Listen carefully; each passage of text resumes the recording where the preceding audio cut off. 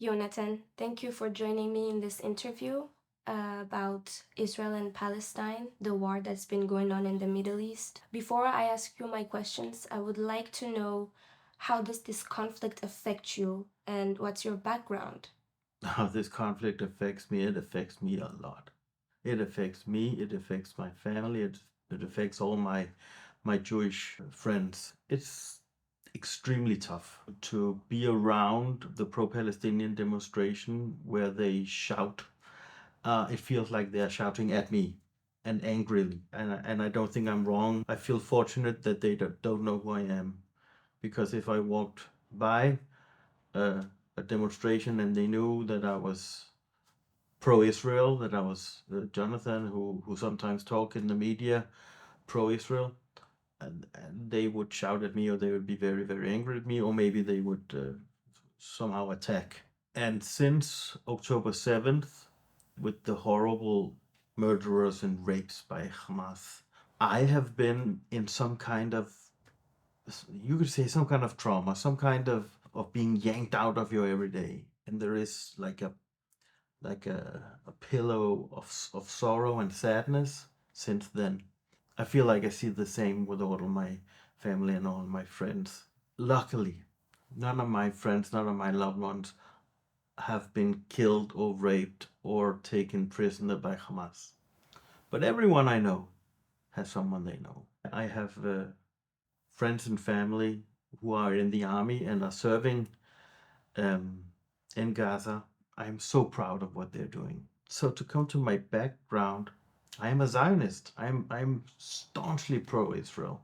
So much pro-Israel that I am ready to go in the radio or on Facebook or on X or in TV and say very openly, my name is Jonathan, I am a Zionist, and I want you to be able to ask me what you want about Israel. Could you tell the definition of Zionism? Because Sure. it seems to me like on the media there's a lot of definition, but you are a Zionist yourself, so could you tell me what is a Zionist? The short answer right now, it would be someone who is very happy that Israel exists. But let me just put some stuff in it on top of it, because the Zionist movement was the Jewish response around 1850, 1890, so later last century, the response to the persecution and antisemitism of the world against the Jews. The Jews, at that point in time, they saw that they were not really at home in their country. The police and the military would willfully look the other way if there were persecution of Jews. So they sat around and they said to themselves, let's have a country of our own. Let's find a place and call it home, where the military and the police never ever looks away when Jews are being persecuted, and where we can welcome every single Jew around the world to this place, this Jewish homeland. And so they set forth, and they talked to all the powers, all the big powers of countries in the world, and they found good relations with the British. Quite early, it became possible to not only have our own country, so the Jews could have their own country, but they could return to the biblical country, to where the Abraham and Jacob and all the top hit celebrities from the Bible, they walked, and that was just amazing. And they the Jews and the Zionists at this point, they fought with the winning parties of the wars of the First World War and the Second World War. And because they were together with the winners of the war, they were awarded some land. And the beauty of it is that, in my opinion, that the Zionists, they wanted a homeland, they wanted a land, and they did it in a way that was within the rules. They asked the British or the French or the Turks whomever they could come in contact with. Can you give us some land? Can you give us some land?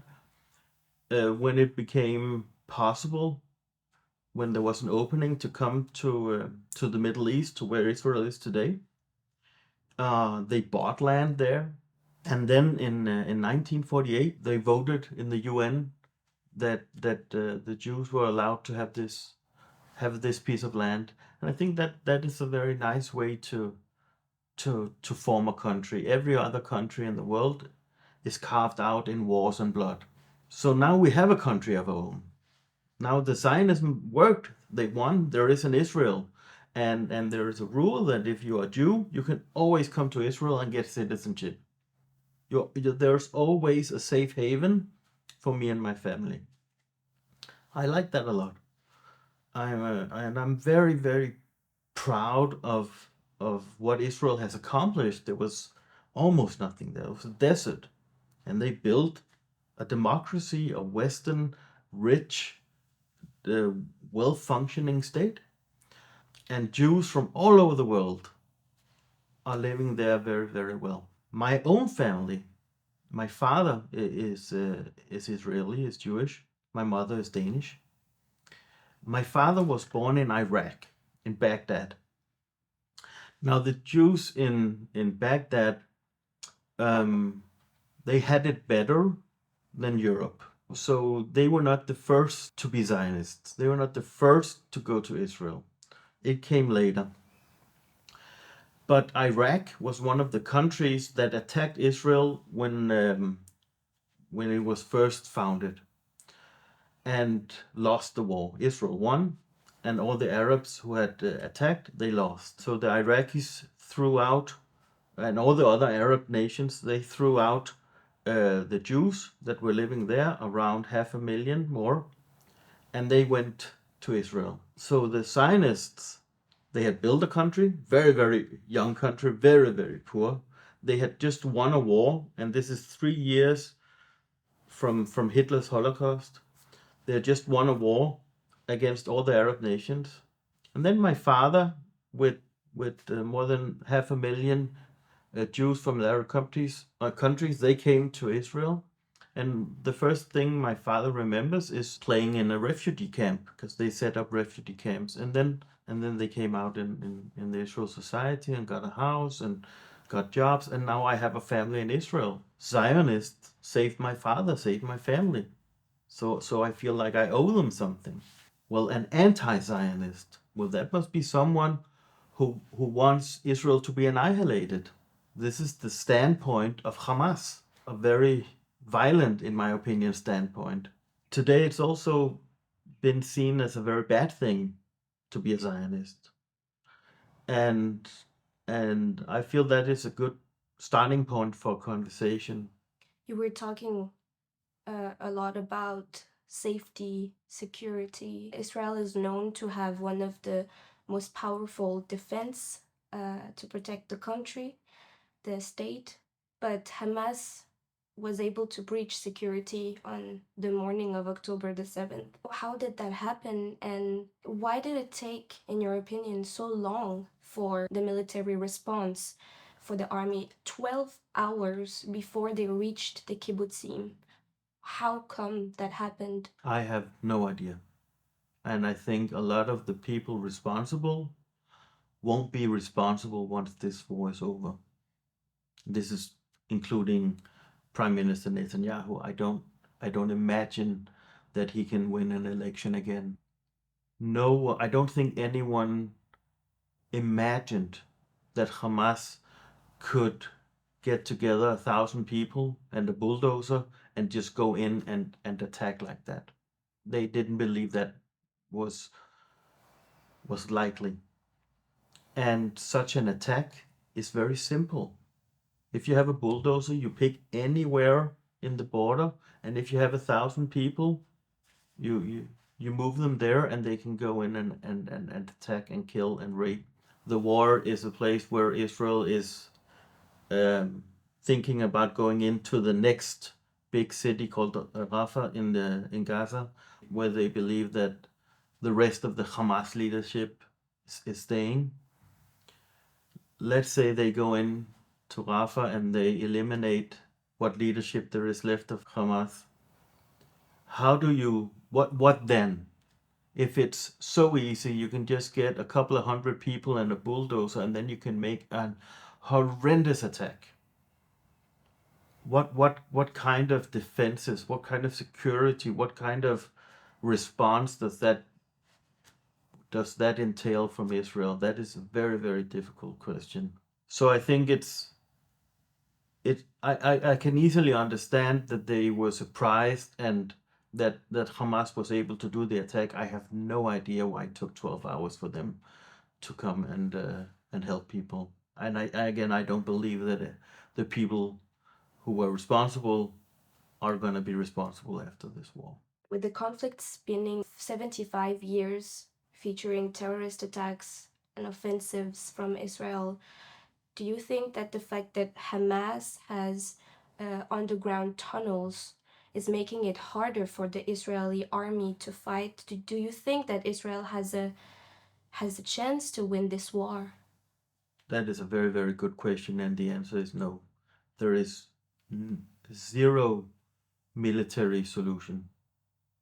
What we're seeing right now is Israel having a target on the people who are in Hamas now, the grown men who are now responsible for the horrendous attacks, the leaders. Once Israel takes the soldiers out of Gaza, there will be another Hamas. Maybe they will call themselves something else, but there will be other Palestinians filled with hatred, filled with violence,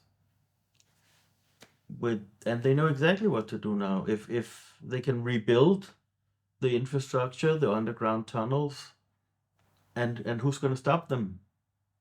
There is no way for anyone to win this war militarily. So much support among Palestinians for the murder and rape of innocent civilian Israelis.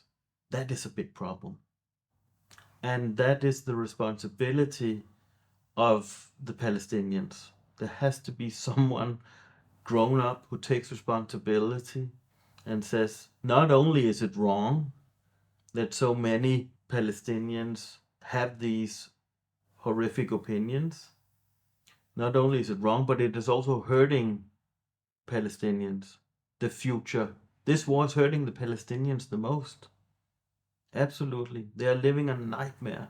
But it's also in their hands, not every single, but in the community of grown-ups in Palestine, in Gaza, they have to take the responsibility. They have to stop the ideology of violence and the ideology that they can somehow remove Israel from the world, that they can somehow annihilate Israel.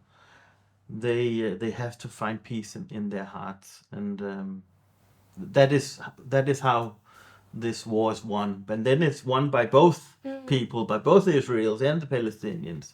Peace is how you should win this war, but there is nothing you can do with military. There's nothing Israel can do with bullets and bombs to make this better, or to make this secure, or to make this better. You raised a question earlier that I would like to touch on again. You're someone who openly almost asks to have a conversation with pro-Palestinian people. But you said that right when you mention anti-Semitism, then the conversation stops, the dialogue stops. And I'm very curious to hear, why do you think that is? Because I think conversation between two people who think different is very important. Why is the word anti-Semitism making people stop the conversation?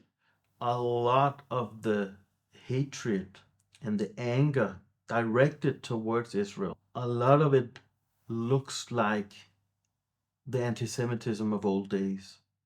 And the reason I say that is because it is, in my opinion again, so filled with lies. And I just know for a fact, and have studied the history, that this is not the first time people have lied about what horrible things the Jews have done.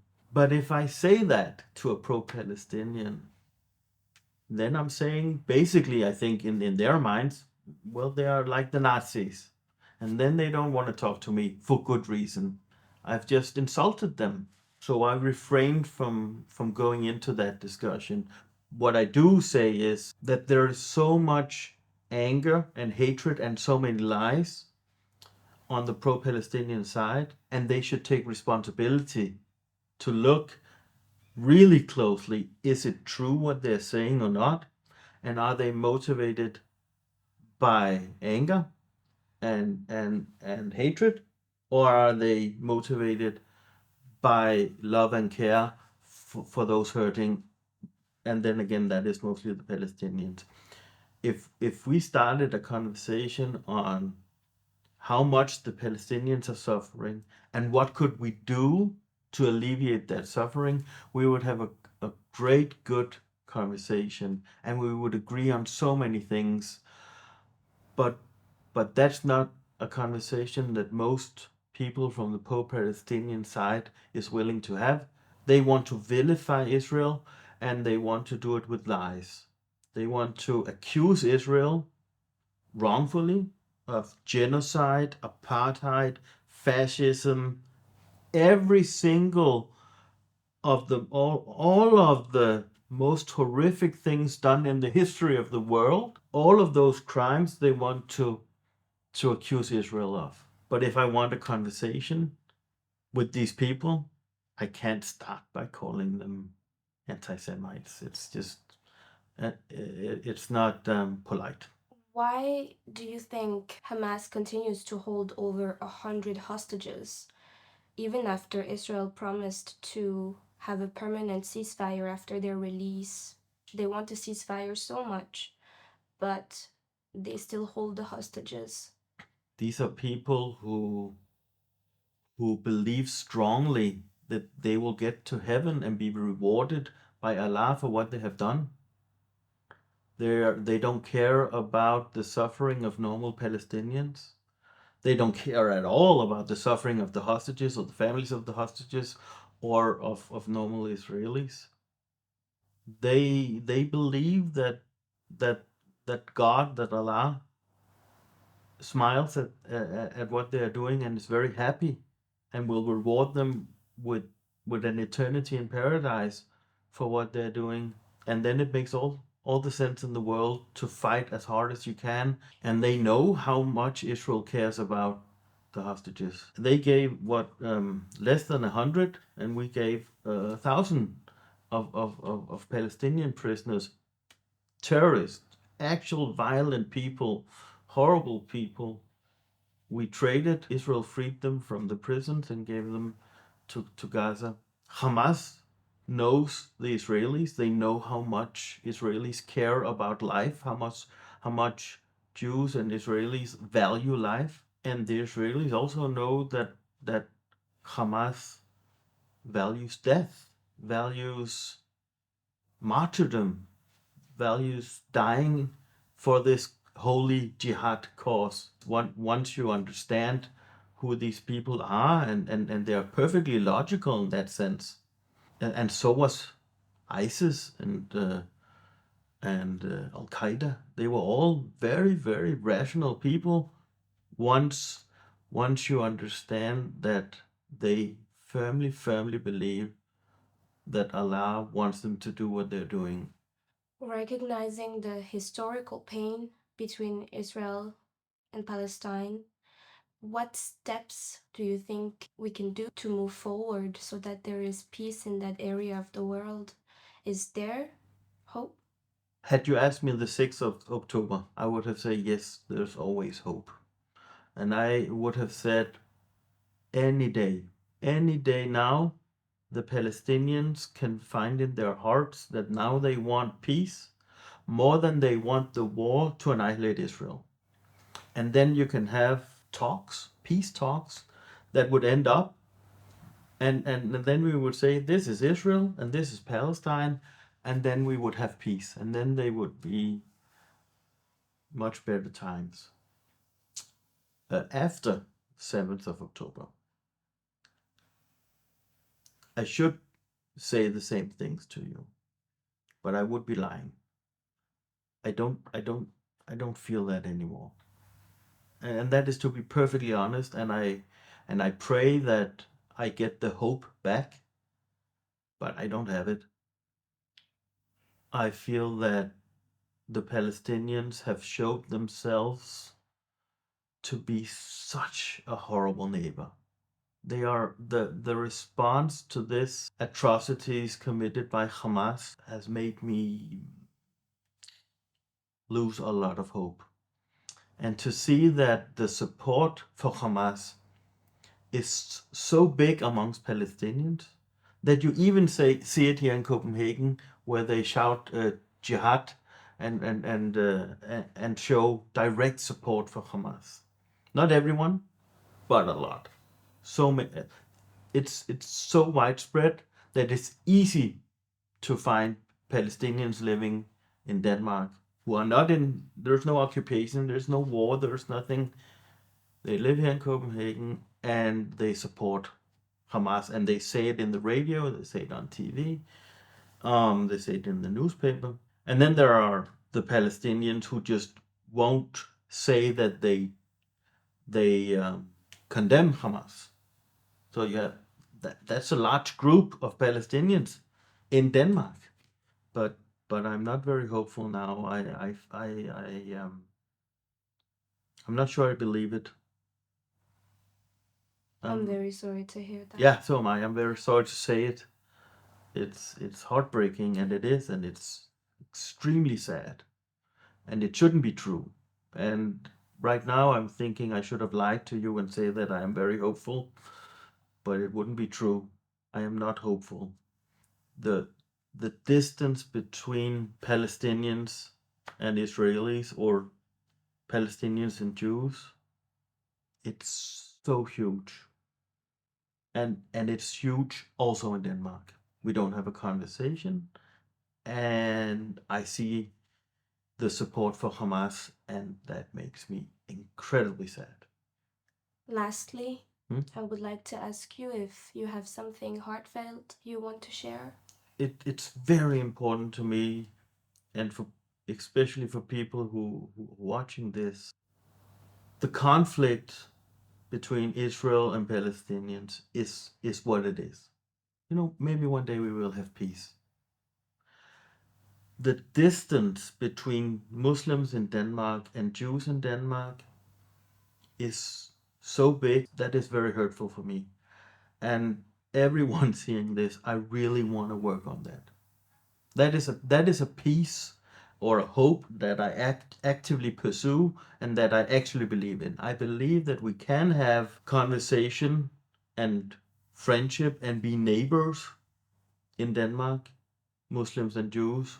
But I also want to say very directly and very honest, right now I need from the Muslim minority to stand up, because there is so much hatred towards Jews from the Muslim minority, and it's also dangerous. The Jews in Denmark are worried to send their kids to the Jewish school, worried to show Jewish symbols, or a kippah or a Star of David.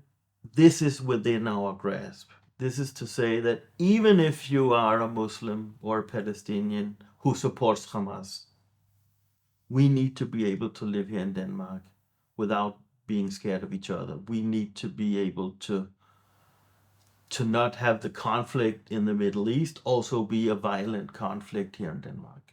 I really commend you for coming to talk about this and standing for what you stand for.